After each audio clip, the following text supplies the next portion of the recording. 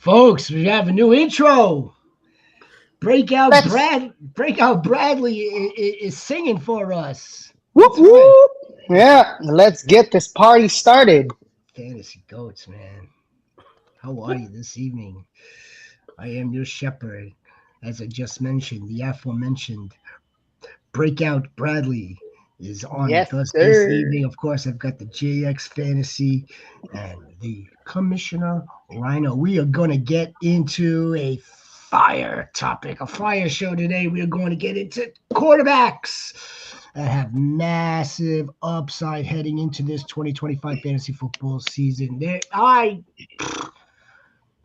don't know about you guys, but I'm not sure if there's been a season or not a recent one where you've got multiple dudes that are just late round draft choices and they're quarterbacks Yep. and these guys Mm-hmm. are going for basically free right now. This is you've got like just a surplus of quarterbacks. Yes, we Now, do. now the objective here obviously will be to try to narrow this down. We're gonna pinpoint to a few that we each like that we feel have this upside. You want to call them a breakout? Yes, some of these dudes it would be a breakout season for them. Um, there's a couple of items, couple of benchmarks that I think we should or at least I want to present. Mm-hmm. I mean, this is what I want. This is what I want out of a quarterback. This dude's got to have at least 65%, 66% completion Oh yeah. percentage. At least. I mean, if you're throwing for 63, 64, it's like it's not wonderful. Now again, you got to be careful. Some of these 63, 64s are not on full 17 game schedules. Mm-hmm. So you have to be careful with that also. You have to make sure that it's a full season to Mm-hmm. be able to then say, well, what's the completion percentage? Because some of these dudes are throwing over well over 70%, but yet they only played X amount of games. Well, what happens when you play a full season? That number most likely comes down. All right, so Mm-hmm. it's the completion percentage for me. I want to say, are they accurate? Are they completing their passes? That's one. Mm-hmm. Well, it Number has to be two. accurate. You know. I mean, I'm not asking you to be 100, right? You got to be able to get the ball to the dude. Yeah. That's number one. Number two.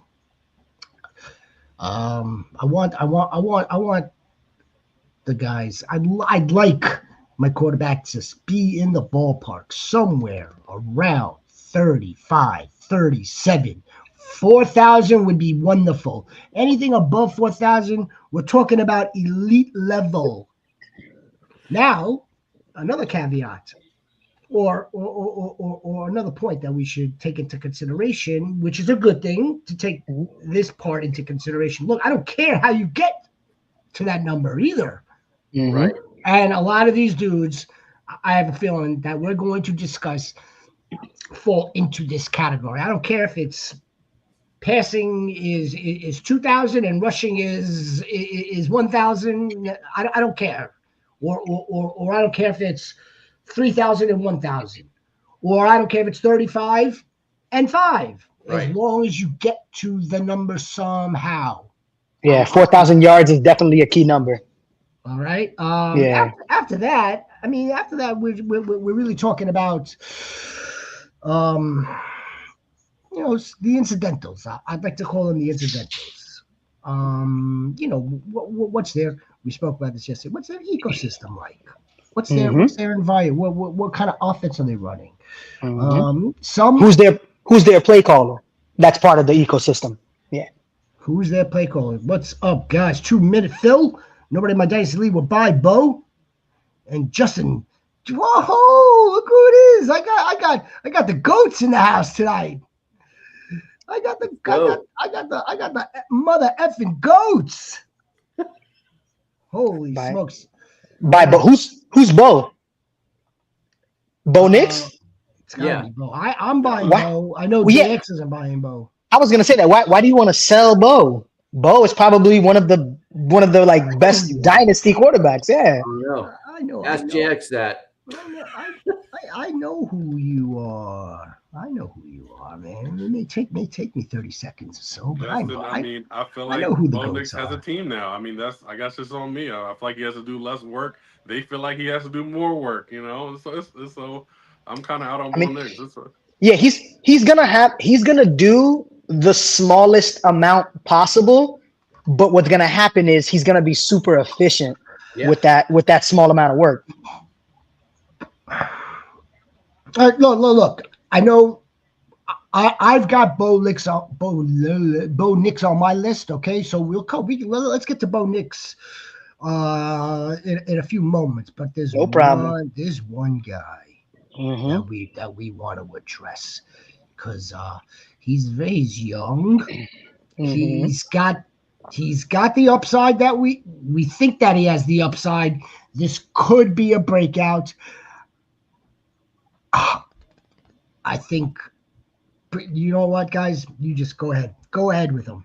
Go ahead. Bradley, do you want to Give go us, first or do you give want me to us, go first? give, I will give be us, happy to give us, go first. give us Okay, Anthony Richardson. go ahead. All Breakout right. Bradley.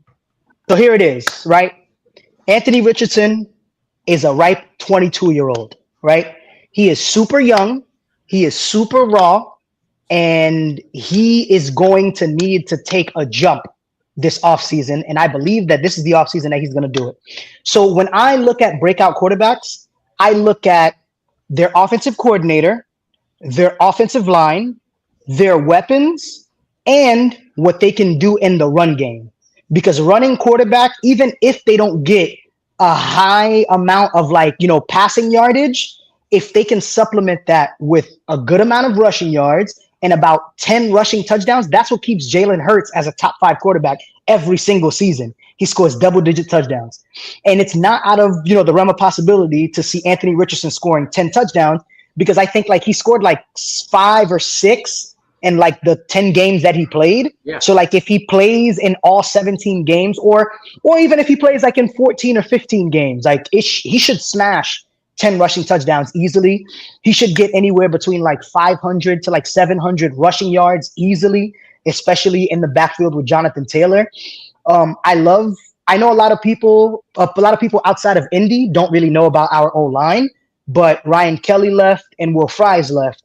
But the guy they drafted behind him, Tanner Bortolini from the University of Wisconsin, he is very good. He actually graded out a little bit better than Ryan Kelly did last year. So he's supposed to Wow. be a slight upgrade. And he's also raw, super athletic. His RAS score is almost perfect. So he's an elite prospect. And then we have Matt Gonzalez, who is a guy who can play literally 4 out of the 5 positions on the O line. And I think he's going to be the one that's going to slide in at right guard. And he has experience there because he played there last year. He's already gelled with the guys. So I think that it's going to be a pretty smooth transition for our O line. Our play caller, Shane Steichen, is a beast. I'm leaving it all up to him. But at the end of the day, I am rolling the dice on AR. I firmly believe that AR is going to be a top 12 quarterback this year because he is going to score a ton of rushing touchdowns. JX, I don't know what else you want to add. Easily, and I feel like your analysis was a little bit biased because you're a Colts fan. So let me just give you, Fair. and I'm gonna give the unbiased, Hmm. version to this because this is outrageous to me. One thing I don't think Bradley pointed out here is where his ADP is. His ADP is Oh my God. 174. If you Hmm. can get Anthony Richardson in the 15th round. Wait, Free. are we talking about the same Anthony Richardson at this time last year? He was a top 50 player off of 4 Yep. games. So that's what we're doing now. I mean, I know the camp reports. Everyone's talking about Daniel Jones. So all of a sudden we think Daniel Jones is good now. Thank you. Right. I, I'm I glad you don't I brought don't that I up. don't like that. Hmm. I don't, we, This is we think Daniel Jones is good now. I mean, there's the same Daniel Jones that slipped on an invisible banana pill on his way to score a touchdown. The quarterback Anthony Richardson. I mean, three top 10 finishes last year, 2 top 15 finishes last year. Since 2023, to what Bradley was saying, he's 4th in fantasy points per game per drop back. So he's up there with Lamar Jackson. He's up there with Jalen Hurts. He's ahead of Jaden Daniels. Mm-hmm. On the same 15-game sample size. I mean, super efficient. Great wide receiver core. Josh very Downs great, very good. Underrated receiving core. Mm-hmm. Yeah, I mean, Josh Downs. If Anadine Mitchell makes the next step, which I think hopefully, that's fire. That's and fire. if he doesn't, we have Alec Pierce, who's a top 5 deep threat in the league. They said we have Josh Downs in the slot, who's ready to be the next great slot receiver. And then he adds, a rushing quarterback's best friend in Tyler Warren. Tight ends. Oh my God! Rushing quarterback's best friends. Tyler Warren by himself is gonna lift that floor. Yeah, I just don't understand why he's going so low. I understand the 47% completion percentage, but one thing you got to know is Steichen last year was just throwing the ball deep downfield, no matter who the quarterback was. They don't respect us. That's what it is. So if he's gonna keep constantly throwing the ball deep, of course his completion percentage is going to be very high. For ADP 174, and the we've seen the ceiling, like his ceiling is top 5 QB. How can you not justify taking him round 9, round 10, 11, but 15? You got to put a little more respect on Anthony Richardson's name. That's pretty insane. And add in the fact that who's the running back there? Jonathan Taylor. Exactly. Mm-hmm. So they got to stack the box for Jonathan. Yeah. Taylor and for That AR. It's going to be legit. Yeah. A little bit more. Mm-hmm. And he put the work in. He put the work in this offseason. He's looked good from what I've seen. You've probably seen a little bit more of what I've seen, but he looks promising. He looks pretty good. They sent him to Josh Allen's quarterback guru. Mm-hmm. That doesn't mean like all of a sudden you come back as like the Lord and Savior. Of course, Christ. yeah. I mean, so like he is he is his camp, whatever you want to call it, the Colts. They are leaving no stone unturned as far as attempting to develop this dude, trying to unlock the actual talent that is raw there and turn him into a quarterback that just that sees things differently. I believe it's probably processing has got to do with it. It's not the raw athletics that has hindered Anthony Richardson. The only trouble that I have here, JX, is the fact that I don't think that we'll have a decision from Shane Steichen or the Colts as far as which one of the two will actually be starting. I disagree. Come sometime. You think it's going to come early? Yes. I mean, look, it'd be better for everybody. Right. So a couple things actually. So the AD Mitchell thing, AD Mitchell was an elite separator last year. He was getting open at like a ridiculous rate. Like he was getting open at like CeeDee Lamb rate. Like he separates like no other. So AR has to get him better passes in order for him to produce. 2, I think that I like to pay attention to the betting market when it comes to things like this. And right now, the betting market for Anthony Richardson to be the week 1 starting quarterback is at like plus 270 or like plus 260. So I genuinely think that it's his job to lose. Like he would have to come out and play like absolute crap for him not to start week 1. It's absolutely his job to lose. And Shane has also been telling us for over a year now that like AR understands the processing stuff. Like he gets the, reading defenses and picking the right guy to throw the ball to. Now throwing the ball accurately to the right guy is the problem, but knowing who to throw the ball to is not a problem for AR. Shane said he gets all of that. He asks like veteran questions. He understands formations. He understands what they're trying to do on every play that they run. So it's just, if he can just lower some of his passes, tighten up his throwing motion, and he averaged like 22 passes a game last year. I did the math on this, and his percentage was very low because he attempted such few passes. So if he even makes 3 or 4 more passes a game, he's easily at like 58, 59%. And honestly, with a rushing quarterback, 59% would be a dream. Well, again, we said that, look, I'll take it any way I can get it. If he's going to throw, if he throws 22 touchdowns, but then he also runs for Rushes 5, for 11 or 12. 10, yeah. Like I don't give a crap. I really don't. Look, I remember during the draft process for 2023. Not that I was very much in depth into it like we are now, but I remember, like, I don't know if he was with John Gruden, Jordan Gruden's quarterback camp. He was in a room with somebody when they were just drawing it up all over the place, left and right, and it seemed like he knew his X's and O's or what the play was. Like, so again, is it what we see, on the field, or what's taking place, like, in front of like microphones and whatnot. Again, we want to see translate on Sunday.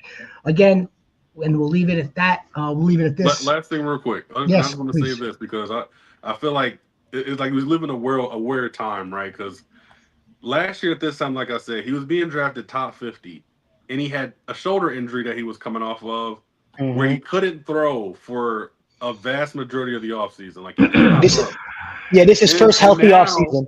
Yeah, and now this offseason, he can throw, he can get better, he can become more accurate, he can get better at his mechanics. And now we're taking him in round 15. Yeah. How does that make sense? Yeah, Justin in the chat is saying that AR can't stay healthy. And technically, AR didn't miss any games due to injury this year. He got benched, but he didn't miss any games due to injury. And the last two games didn't matter. Yeah, they held him out. Yeah, because of Denver, we wouldn't have made the playoffs, even if we won the last two games anyway. Yeah, once we lost that Denver game, it was over. Riley Leonard could be a Taysom Hill player. Absolutely. Yeah, he could be a gadget guy. Yeah, absolutely. Yeah, they could throw him. They could throw him. They could actually use Riley Leonard the same way they use Jacoby Brissett in short yardage situations, so they don't use AR. He's a better runner than he was a thrower. Yeah, exactly. He's a massive human being too. Yeah. What this comes down to, there's massive upside. He's basically free in redraft. He is basically free. Basically free. The sooner we all know, the better. And if we are told, come early July, mid-July, or even late July, you know what? It's AR, baby. Then wheels up. Go ahead. Yeah. This would be a dude that you want to stash late. He's going to be your QB2 on your team with a ton of upside. Should something happen to your starting quarterback, should he get injured, should he not play well, if you're pairing him with, let's say, someone like a Baker Mayfield who's supposed to regress, he's not on our list today. He's not breaking out. He already did that. He doesn't have massive upside. We expect downside. Anthony Richardson does fit this criteria. Let's keep moving. I have a feeling we're not done talking about Anthony Richardson this offseason. Who's next on the list? Rhino, you got someone, since this was almost like this was a joint effort. By Breaking Bradley and and JX. Yes, sir. I got Caleb Williams. You got Caleb, baby. Yeah.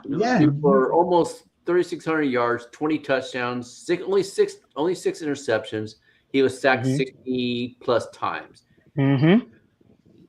He has better weapons right now. With Burden and Loveland, is a better O-line. Is a damn well better freaking head coach OC. He could, I think, if they cut the sacks down to 30, half, he could throw for freaking 4,200 yards, if not more, and maybe 30 touchdowns. I could see that. Yeah, I could see that happening. But the only rebuttal that I have is he's earlier. Well, no. Well, it's because he's being drafted as the quarterback 11. He's being drafted in the 3rd or 4th round. That means everybody's expecting the breakout. He's probably Rhino got him early and got him in probably the best spot. He's probably now starting to creep up the board a little bit based on some built-in smoke, built-in Right. hype, baked-in potential with this whole entire environment that Rhino just pointed out in terms of the weapons, check. Right. The offensive line improvement, check. The new play caller. Yeah, check. Play caller. All of those boxes are being checked out. And Caleb Williams, again, can he hit 35 touchdowns this season? That's what I'm looking for. If he exceeds that, fantastic. I think he can hit 30. And he does have rushing upside if he does run too. Mm-hmm. Very good running. 2-minute Phil in the chat says the Bears O-line is still bad. The Bears O-line got significant upgrades, one of them being Joe Thuney. And then I think they got a guard from the Rams. They got a guard from the Lions. So Jonah Jackson. Yeah, they poured into the O-line. We expect it to be better. It might take a little time though. I'll play a little bit of devil's advocate, and it's not a very, very strong case. It's not. No Bears quarterback has thrown for over 4,000 yards. That's not that. He's gonna be the first. That ain't a crazy thing. All right, I'll admit that. The schedule, and I'm not a big schedule guy either. I don't really read into it, play into it. Again, it was pointed out that the schedule makers did the NFC North no favors. They're not trying to see 3 out of 4 teams hitting double-digit wins again like this previous year. So again, the schedule we are talking about the Bears. We're talking about Caleb Williams. So theirs is probably a little bit better than the other 3. Again, there's the schedule. Those are the only things that I could possibly think of that would deter Caleb Williams for not breaching, top 12 quarterback status. Get us to 3,800 yards. Get us to around 35 to 38 touchdowns. What? Yeah. Come on. More. This is a former number 1 overall pick, only removed a year ago. It's possible. It's possible. And their defense improved too. So they're going to be on the field. Offense will be on the field more than they were last year. And the only thing that could stop him from getting into the top 12 would be if they have a really slow start, which is definitely possible because you have all these new pieces. They have to take time to gel together and stuff like that. So he might have a slow start in the beginning, but I do think he's going to be one of the quarterbacks that's going to finish really, really strong. By the time they get everything working well together and all of the weapons are they know what they're doing and everybody's on the same page, I think later on in the season, they're going to be a great team. They're going to be a team that nobody wants to play. And his second year, so it's slowed down even more for him. Same thing for Romadonze. It's slowed down more for them. Yeah, so. You're talking about the breakout, right? I'm looking at the breakout for him not being top 12. I'm looking at the breakout for him to be top 4. Yeah, that's the type of territory that he should be in.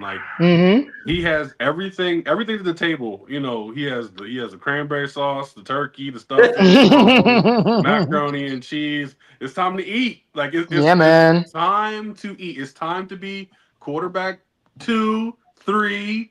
I don't want to see 3,100 yards. Respect the 3,100 yards. I want to see 4,500 yards. I think that's a silly for him too. Exactly. That's what we should think of him. 45 touchdowns. That's 2026, fellas.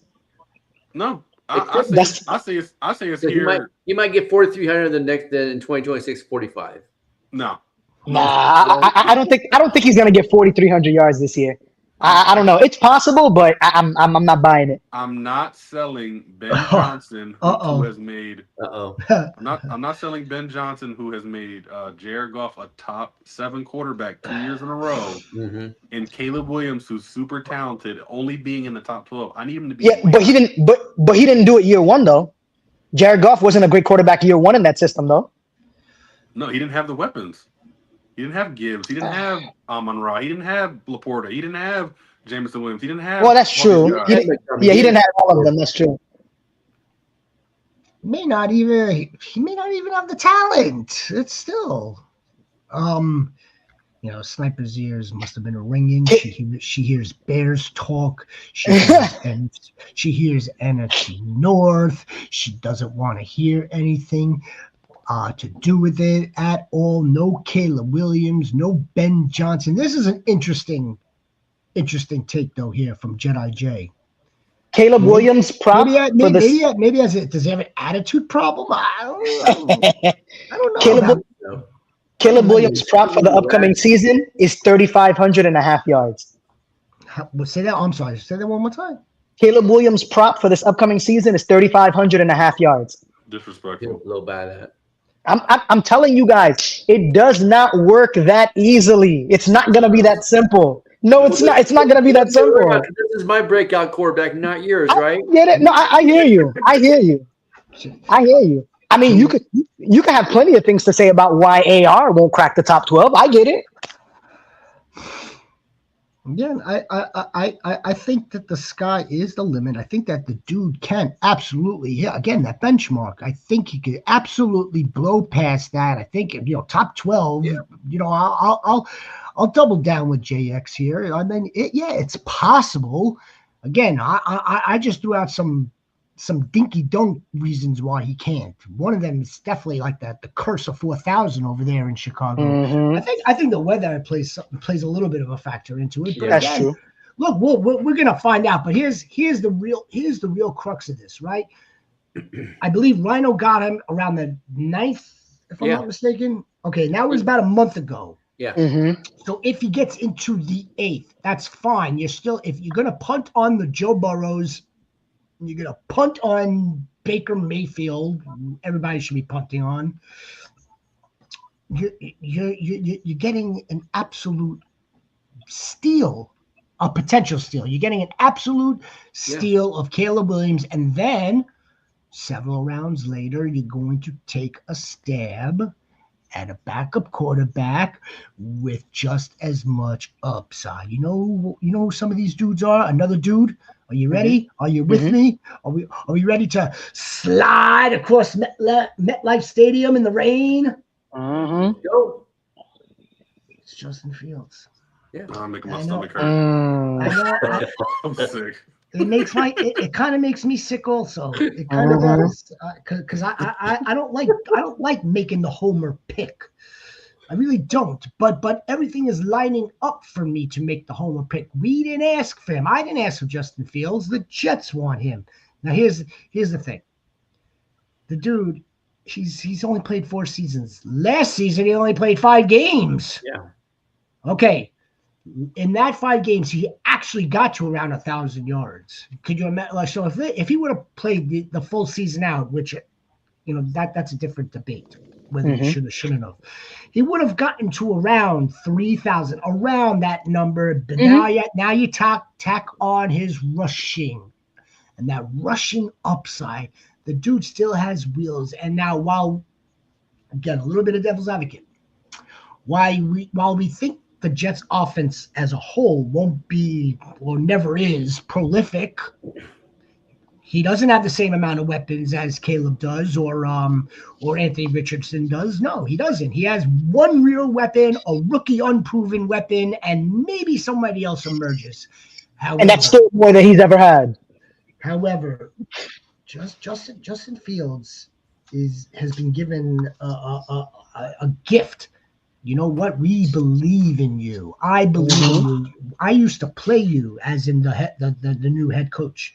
I used to have to try to defend you. So he kind of sees how he operates. Look, again, the completion percentage has to improve. But at the same time, if they keep him within the confines of like this new offense, if they keep him on schedule, if they do like the RPOs that we think that they're going to do with Justin Fields and the running game and then roll out and find Garrett Wilson. That's right, Sniper. Garrett Wilson downfield or Mason Taylor downfield. Mason Taylor is someone that you should be looking at for all your premiums that are tight end. again, Yeah. this is what Rhino. I believe that this is a quarterback that you would feel good with. Oh yeah, drafting 100%. in the 14th round. If I was playing Superflex, if I'm playing in the Warrior Bowl or Scott Fish Bowl, and okay, I got my first quarterback. I got like my cornerstone. I got my Joe Burrow in the first round, but now I want to fill out some other premium positions, and so I punted on the Superflex quarterback. Right. Coming right around like the 4th round, when I see the position getting thin, I would take Justin Fields as my super flex quarterback. I absolutely would. The upside, the rushing upside is there. And if he just, again, no turnovers, complete the passes, stay on schedules, or stay on script, I think we're in for a home run here in the 15th round, 14th round, maybe not the 15th. I think you from Detroit, correct? You probably have to go grab him somewhere a little bit higher than that, but still, you know what I'm talking about. As much as OC came from Detroit, correct? OC came from. I want to say the OC may have came from Denver. No, I'm looking it up right now. I think you're right. The tight ends coach from Denver. Tanner Engstrand. He worked with the Lions. Yeah, he definitely came from Detroit. I remember hearing that name. But he came with Hackett. Yeah, as much as not Hackett. I'm sorry. As much as I'm not the biggest Justin Fields supporter. We can't deny that he hasn't made it look pretty on the field, but he has made it look pretty in fantasy football. Yeah. He has that upside, like you said. I think his best year he finished in the top 10, really probably close to the top 5. But he ran for just about 1,100 rushing yards. Yeah. I think he finished at QB7 or something like that. Yeah, it was something like right in the middle of the top 10. But, and it would be indecent of me if I bring up the fantasy points per drop back with Anthony Richardson and not bring it up with Justin Fields too.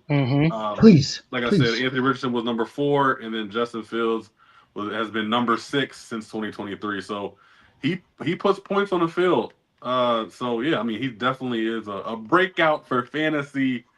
He's not a breakout for real life.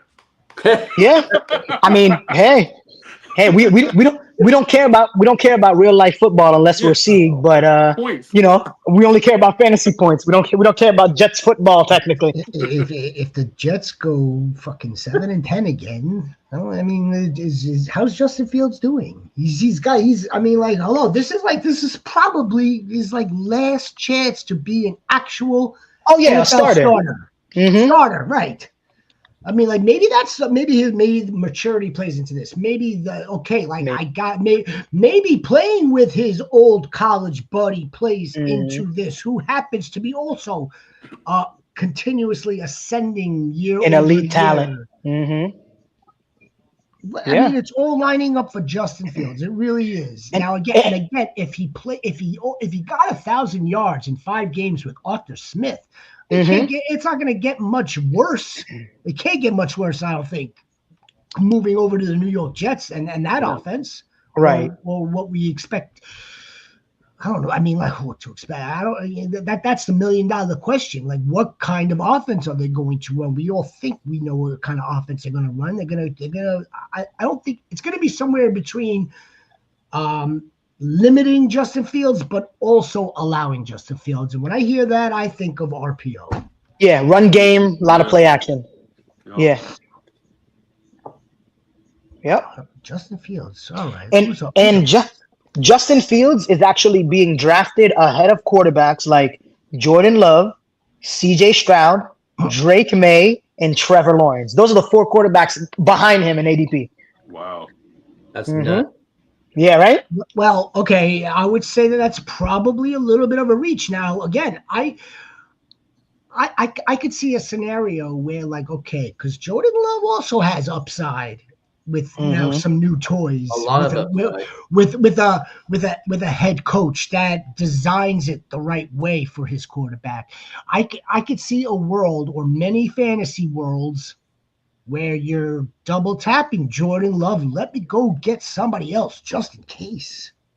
Well, I'm not just in I'm case. not afraid of drafting Jordan Love at all. Let me go get Jordan Love. Let me go get now Caleb Williams, or let me get these guys. Let me make sure I have a secure quarterback room. You want to play the mix and match game every week with them. Okay, so I got Jordan Love playing the Saints. Okay, I'll start Jordan Love. I got Justin Fields playing the Broncos. I'm probably gonna sit Fields in that game.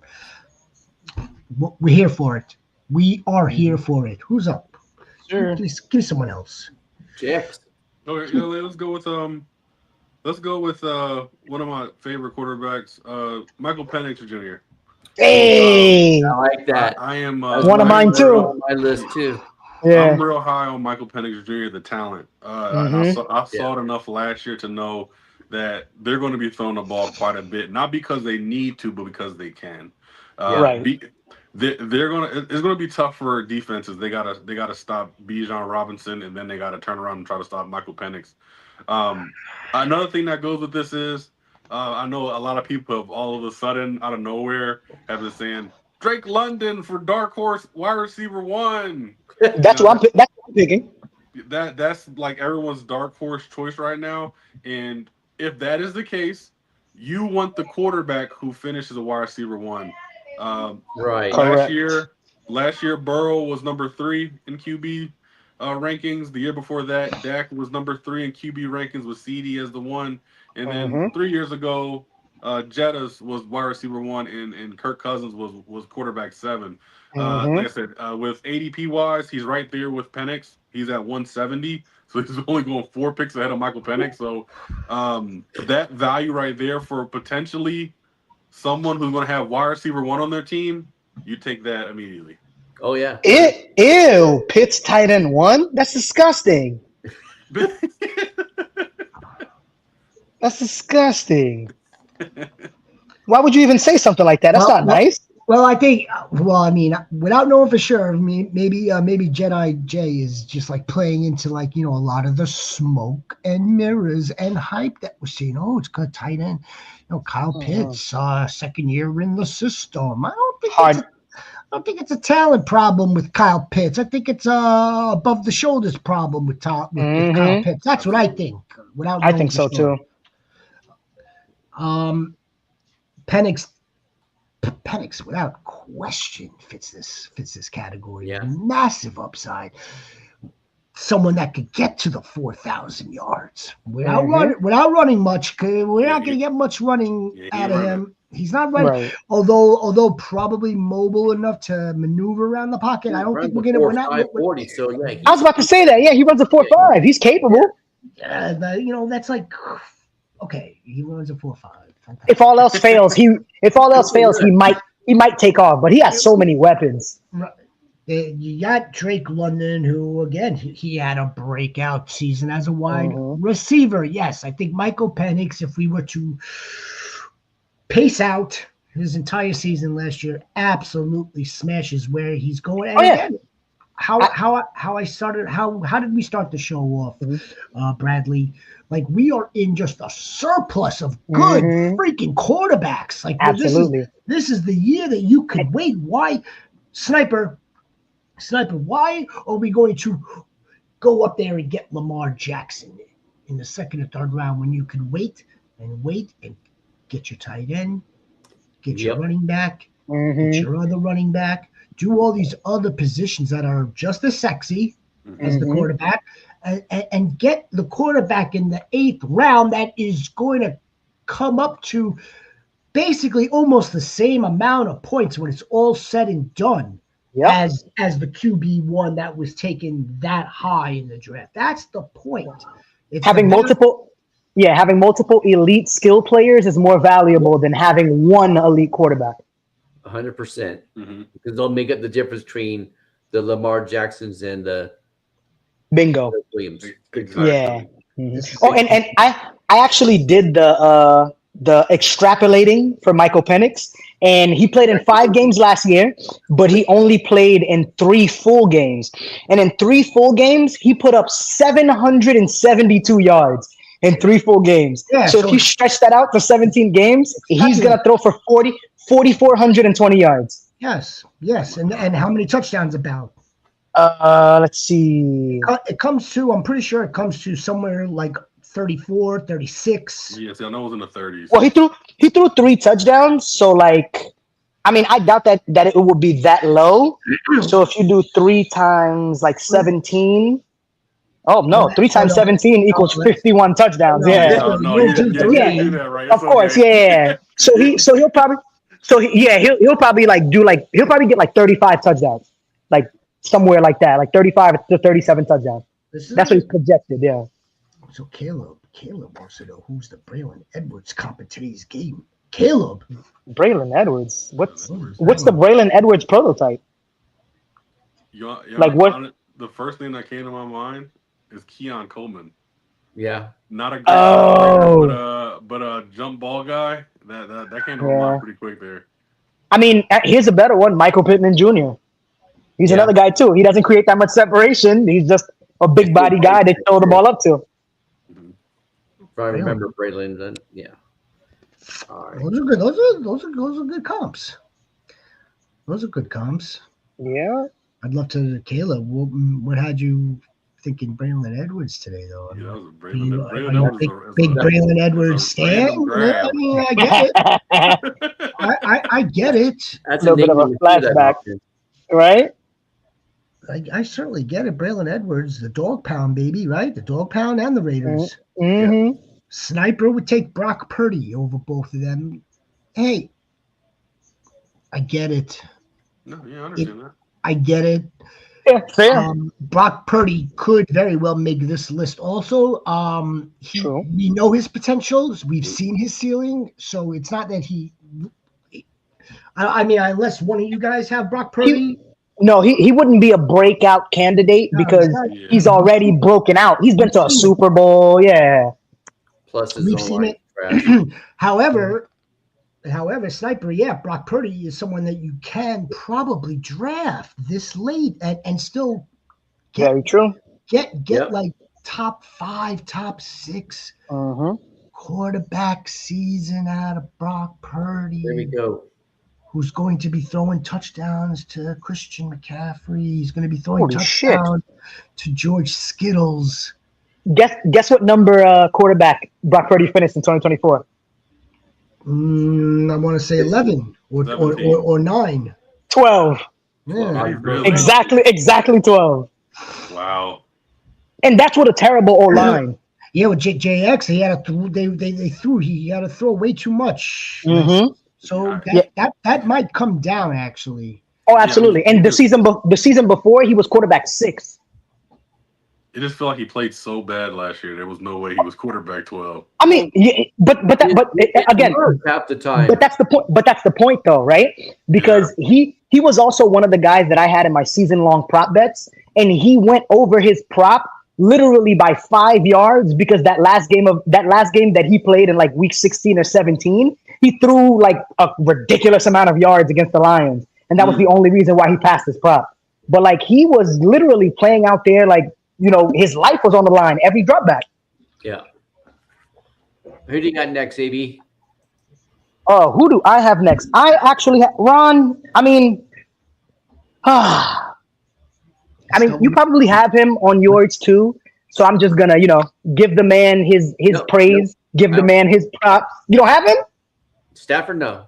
Oh my God, I am going Matthew freaking Stafford. Matthew freaking Stafford, right? Matthew freaking Stafford is being drafted as the quarterback 22, and he's being drafted at the 134 spot, which is insane because Matthew Stafford the last 2 years has finished no lower than the quarterback 19.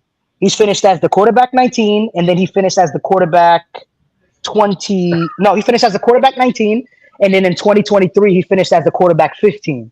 So I don't know why that now that he has a better supporting cast Now that he has another elite wide receiver too, now that he has a little bit more help on the O-line, I don't understand why people are thinking that he's going to running back room too right now. in a damn good running back room. Exactly. I don't understand why people think that the Rams are going to take a step back from what they were last year. And last year, their defense was green as hell.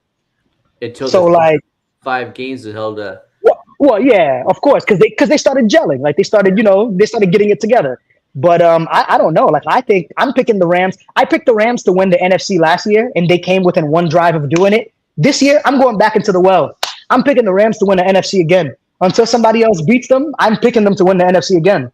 I think we're best friends now. No, hey, absolutely. No. I mean, like the Rams team is like one of the favorites to win like the NFC. Yeah. Shout out to Terrence Ferguson. But again, let's put that let's put that aside for a second. Mm-hmm. Let's put that aside for a second. The reason that Matthew Stafford is going that late, and is ranked where he is because of his age. Exactly. Has been that age bias. I know. Age bias and potential which would be catastrophic, by the way. It's not that it's a bad pick, and the reasonings, the process that you just presented to us makes a whole bit of sense when you think about it. The weapons, the head coach, everything that we're pointing out in terms of all the quarterbacks that we just mentioned, with the exception of Justin Fields, because we don't have a play caller. That's a side story, sidebar. But yes, it's his age. It's his age. He's not mobile. All right. So the only thing about that, right, is that Matthew Stafford and Clayton Kershaw are the same age, right? I just saw Clayton Kershaw struggle to get 3 strikeouts in an MLB game. Matthew Stafford can still throw for 350 yards and 4 touchdowns. That's the difference. This is the same thing that people did with Tom Brady, because they want to say, oh, yeah, he's getting old. Eventually, he's going to fall off. They did the same thing with Phillip Rivers, too. Oh, he's getting old. Eventually, he's going to fall off. What did Brady won another Super Bowl, went to 2 more Super Bowls after being written off. Phillip Rivers came within 1 dropped Michael Pittman touchdown away from beating the Bills and heading to the Super Bowl and playing for a Super Bowl berth. So like I'm not really concerned about age if the person takes care of themselves. You have to look at how they look on the field. Yeah. So to me, I think Matthew Stafford has at least 2 more elite years left in him. I think he has this year and possibly next year before you can start saying like, okay, maybe he's gonna take a step back, or maybe he's gonna, take a nosedive off a cliff. But from what I saw last year, he's still supremely capable. I gotta take my horns off. I'm sorry. Go ahead. This is gonna be tough for me because this actually lead into one of my other guys. But it'd be fantastic if somebody played the devil's advocate on this, other than myself. Please. No, it's just that of course, Stafford's going to have a great season. I mean, the Rams are going to the Super Bowl, so of course he's going to have a great season. But in terms of fantasy, I don't know if we're ever going to get that top 5 finish we had in 21, because for sure, the offensive staff and the formula is not the same. Mm-hmm. Right? Like in 2021, KOC was our offensive coordinator. KOC's in Minnesota. He's not coming back no time soon. And we like to run the ball now. We like to put tight ends out there now. I know Devontae's there and Puka's there, but I just don't see the vision with him being that same top 5 guy no more in quarterback. As far as fantasy goes. As far as fantasy goes. Because in real life, he's top 5 easily. Let's not forget. Let's take this into account. Where was Tom Brady being drafted at 39, 40? I mean, I don't remember. Like, he's been retired now enough, like 4 or 5 years. Like, I don't know where his Bucs season, his last year. Where was he being drafted? I can tell you. Tell me, please. I can tell you because I drafted him in the 7th round that year. In the 7th round that year, because people were like, "Oh, it's Tom Brady. He's eventually gonna fall off." I'm like, bro, the man literally retired, still being able to play elite football. Look, I hope that there is somebody that's listening to this right now, right here. Listen to us. Listen to the GOATs. We are presenting case example in point. Mm-hmm. If you want to go get Matthew Stafford a little bit earlier, folks, everything is in place for Matthew Stafford, including probably one of the best wide receivers we've had in a long time, not named Jerry Rice, not named Randy Moss, but in Devontae Adams. Right? So, like Devontae Adams is that guy now playing alongside Puka, Rhino, Jay. I mean, like, yes, everything is set up for Matthew Stafford to have a great year. And, of course, it's the age bias that is baked into where he's being ranked, his ADP, and also, again, the fact that we are in a surplus of quarterbacks. Yep. Well, Devontae Adams is taller Cooper Kupp. And a faster and better route runner Cooper Kupp too. Better knees. Yeah. That'll happen when you have better knees. Yeah. Also, so like what I was saying as far as like situation, like when Tom Brady went to the Bucks, Bruce Arians was airing the thing out every game 50 times. That's just not in Matt Stafford's future. I hope it's not. He shouldn't be. No. Matthew Stafford is going to have a few games this year where he throws 30 plus passes because they're going to play, some elite team or some elite quarterback. But like I firmly believe that Matthew Stafford will hover around like 22 to like 24 passes a game. Like I think it'll be a lot of easy throws to Puka. It'll be like one-on-one coverage with Devontae. It'll be Ferguson down the middle. It'll be Kyron Williams screens. But I don't think that Stafford is gonna like drop back and throw 30 bullets a game. No, I don't think that's happening. Well, they also, again, look, we've got a dude, a dog, Super Bowl champion. I mean, we could go on and on. All right. He's got it in him. If you want to draft him because of everything that was pointed out, look, there's not much that we could say otherwise. There really isn't. What am I going to tell you to do? No, take Bryce Young over him? Yes, that's exactly what I'm going to tell you to do. No, not necessarily. Not necessarily. But he is a candidate. He's an absolute candidate in Bryce Young. I didn't mean to just cut the Rams chat out and off altogether. For the sake of time, I do want to touch up on Bryce Young because like his 2024 season really started week 12. Cause we know what happened in the first half of the season. Started off like bad. I wanted to say something else. Started off bad, got benched, came back, resilient. He's working with what we think to be another quarterback guru, in Dave Canales. Yeah. Again, his last his last 7 games was 5, 6, 7, 8, 9, 10, 11 touchdowns. And those were all without a bona fide wide receiver one. 11 touchdowns. He's got another aging wide receiver in Adam Thielen, but they've got a lot of hope for Xavier Legette, and we all know that who they drafted. They drafted Tet. To be a bona fide weapon in this offense. They've got a good running back. And Bryce Young showed signs of being able to run a little bit. What did he do? What did he do on the ground here? Regardless, he finished fantasy 2, week 16. Fantasy 1. The game against the Falcons. Oh my 18. God. The game against the Falcons. He was QB1. Oh. He was QB8 week 13. So he's got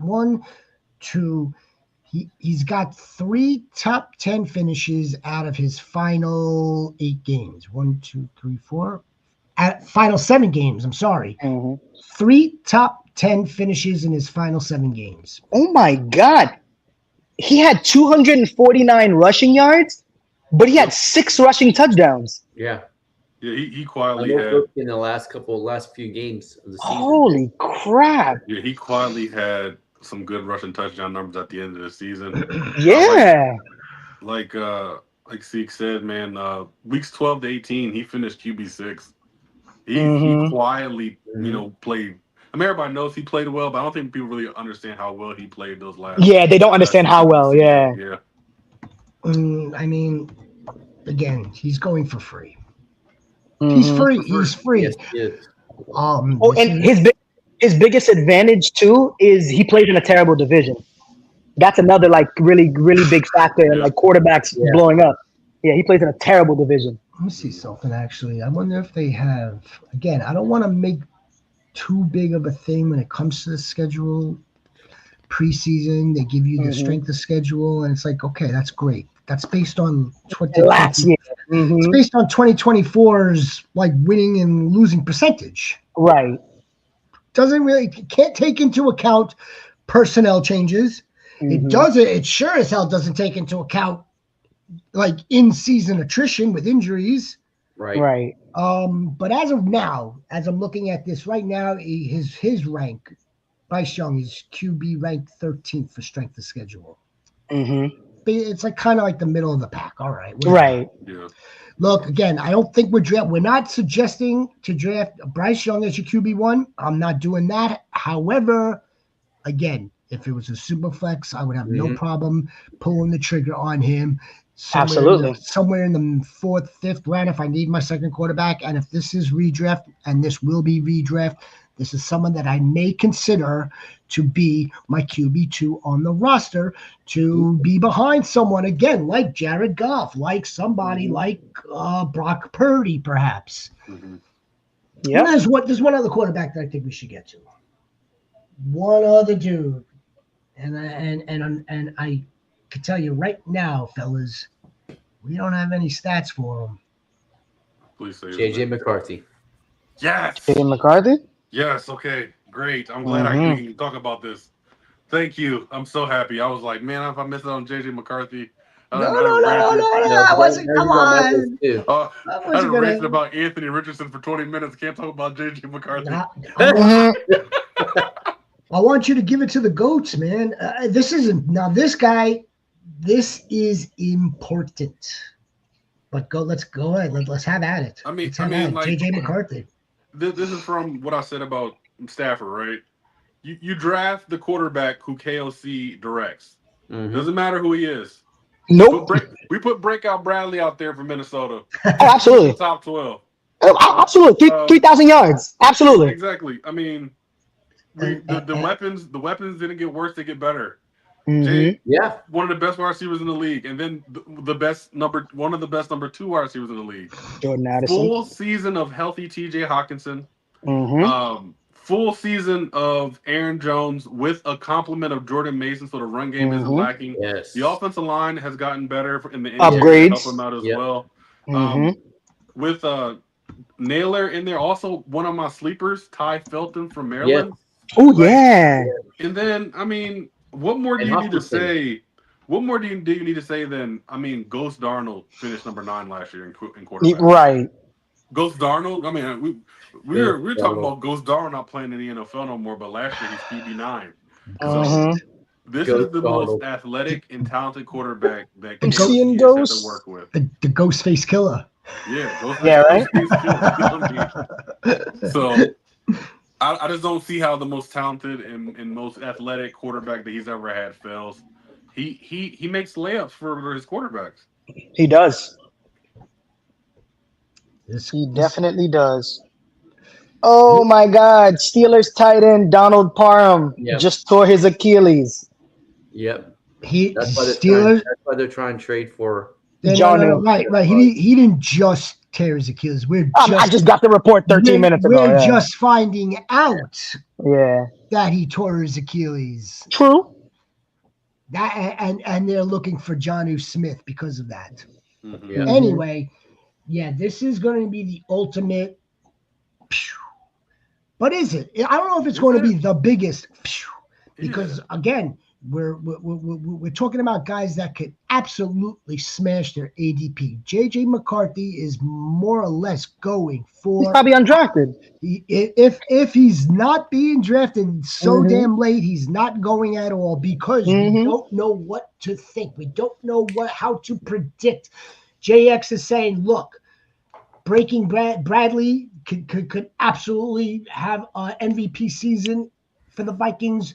The Ghostface Killer had an MVP season for the Vikings. It's the play caller. So I have a question. What he designs, yes. I have a question. So why is it that what we saw from him in preseason last year isn't giving people more confidence in what he can do? I don't know. Because the way I look at it is, right, if a player plays in preseason, that means they're technically playing, especially as a rookie, they're playing against second and third string guys, right? Mm-hmm. And the one thing that I always look at every preseason, especially with young guys or backups, if they're destroying the competition that they're playing against, there is no reason why they wouldn't be good playing against first stringers. Right. And he was demolishing the backups and the third stringers. It's a great point. Rhino, did you want to chime in on that? No, I agree with him. Oh, I thought you were about to chime in. Okay. No. It's a great point, and this is my theory on it. Last season, as a rookie, we had the hype and the smoke that was causing him to be drafted higher, and we were buying into that. Now, removed with an injury, mind you, it's cooled off. We've lost some of that. Now all we could go on is, again, that the Vikings are all in on this guy. Although there are people that still think Aaron Rodgers is going there, by the way. Oh, I would hate that. Well, I would hate that. But thinks that Sam Howell was going. I don't think that's the case either. I think it's going to be McCarthy. Mm-hmm. Again, to your point though, that I feel like we're not fairly drafting him and ranking him like we were last season as a rookie, because he got that rookie smoke. Now he's got like a injured player. That's crazy. Opposite of smoke. The winner is thrown on him. I think buy the dip. You could buy. That's always my advice. Buy the dip. You can buy the dip. I think we should treat JJ McCarthy as a rookie. I don't care that he redshirted. Oh yeah, absolutely. We should treat him that this is his first season. It is, yeah. There's that, and while he may have gained, great, in-game insights and a full year of listening to it in his headset and whatnot. Mm-hmm. Again, he's now has to go on the center. The Vikings have a bullseye on their backs. Again, their schedule. Again, I want you guys to look at the NFC North's schedule. All of them. Don't they have one of the hardest schedules? The Packers, the Vikings, the Lions. They want no part of any of these three teams coming away with 14, 15 wins again. Right. They made it. They have blocks in their schedule where they're playing one another in the second half of the season, back to back to back. They're all like they're canceling each other out. Is brutal. What they're doing. It's a brutal schedule.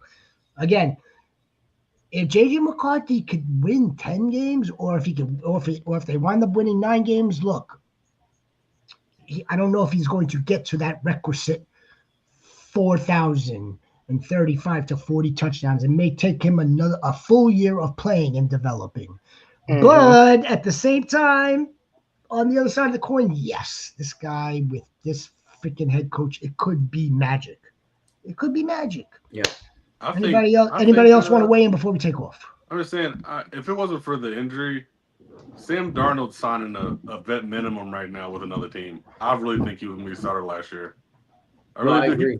Because he played so good in that game, and all the things that we thought bad about him, he in which game just answered. You're like, can he throw the ball a lot? Can he throw this on a pass? Can he be creative? Can he do that? And he did it all in one game. We're like, because he wasn't asked to throw that much in college. Exactly. Yeah, all the things that people said, and like, why they kicked him so high? And he answered it in one preseason game. First of all, I don't understand what the argument with he didn't throw that many passes in college is. If he was like 23-1, so clearly he was doing the things that a quarterback needed to do to win games. Like, he wasn't losing you games And essentially at the pro level, that's really all you need. Just don't lose the game.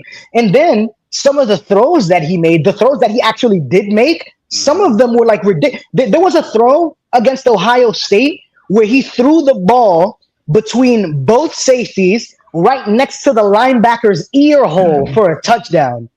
Like, you don't make passes like that if you're a Coastal bum. Loveland? Yeah. You don't. No. It wasn't close to Loveland. It was to Johnny Wilson. It was a pass up the seam to Johnny Wilson. I remember that because he was matched up against Ohio State's middle linebacker.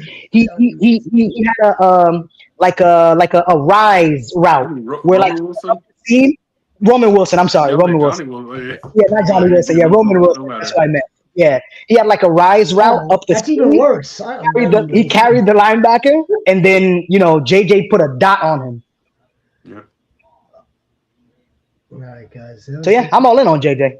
All right, yeah, look, you are not alone. I'm intrigued. I am intrigued. I'm trying to get Vikings pieces. I am. I already got a little bit of Addison. I do want to get in on this, but it's got to be the right place, meaning the right round, the right ADP, and it is somewhat of a gamble. It's a little bit of a gamble, but this could pay off huge. Big time. All right. Good show. A lot of breakout candidates. No, Still a lot more in my head. We're gonna have to. You have more quarterback? Yeah. Another. Yeah. So we can continue. We can continue on. Go for it. Fire off. Go. There's someone that we're missing. Let's have it. This was probably out of left field too, but Drake May. Yeah, he was one of mine too. It's not that really? Mm-hmm. Yeah, Drake May was one of mine too. Yeah. You know who has amazing value right now that nobody's really talking about? Shador Sanders. Shadori. Yeah. Yes, Shador Sanders is going to start like at some point in the season, probably at like week 5 through like 7. That's what we've been saying about it. Mm-hmm. Shadori, baby. You guys are making my stomach hurt, boy. Yeah, Flacco's gonna start early, and it's gonna be Shador. Yeah. Drake May, he fits this bill for sure. He's being drafted for sure with a little bit of built-in hype from last season. But in the games that he did play, 2,200 yards, but added another 420 on the ground. He's got those wheels. He does have those wheels. We expect the passing yardage to go up with a full season. They brought in some weapons for him. They've got a new OC. They've got a new head coach. Yeah, Drake May fits this bill for sure. Yeah. It's someone that we would want to target late round. That could very, very well finish top 12, top 10.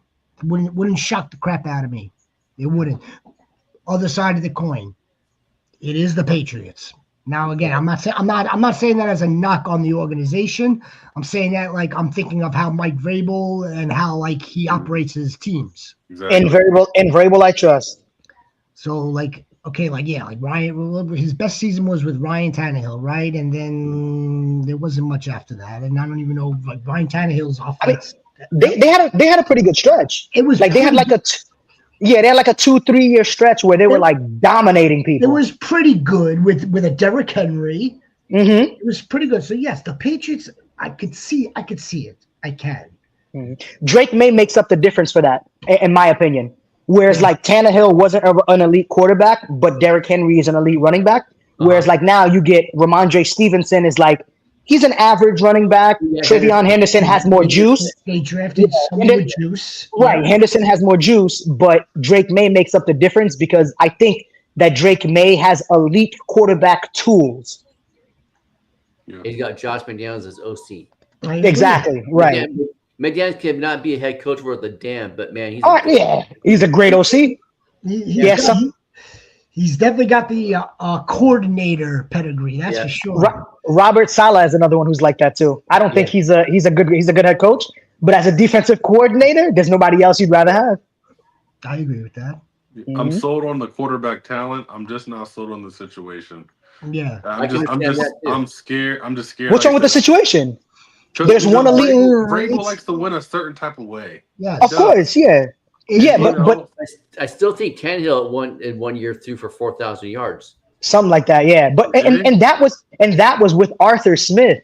But now they have Josh McDaniels. I feel like we'll get really good games out of him that will wind up averaging somewhere. He'll be right there on that fringe, maybe better. I think again, I'm kind of with JX though. It's like when I think of this now new alliteration of the Patriots, I just think the Tennessee Titans the same breath. But Drake May again, third round pick, third overall pick, excuse me, last year's draft. I mean, he might be the real deal, yeah, and he is being drafted as your QB2 in redraft. He's definitely being drafted as on your roster in Dynasty. Yep. He will definitely be drafted in Superflex. Yep. He has rushing upside too. Drake May fits this bill without question. I think Drake May fits the bill a little bit better than Matthew Stafford. On that note, we're gonna go. Goats, we appreciate you. We will be back later on this week, either Thursday or Friday. Yeah. Don't forget to like. Don't forget to subscribe. Don't forget to check us out on the Twitter machine, also known as Tweeter X. For Breakout Bradley, who's going to be giving us luxury suite tickets. Whoa! At what the hell's that stadium? For the Vikings, I can't think of the stadium. U.S. Bank. Right? I won't say Ameritrade. I thought is it U.S. Bank Atlanta Stadium? No. Atlanta's is Mercedes-Benz. Yeah. U.S. Bank. U.S. Bank Stadium. Or UBS, whatever. It's one of those two. Something like that, yeah. JX Fantasy always providing us with absolute fire and fantasy and football advice. Football. We're here to get better at football, guys. We're doing it with you. We're going to win with you. Rhino, take us home. Hey, be a difference. Make a difference. Continue to have a blessed week, man. And see you on the flip side. See you later on. Have a great week, everybody.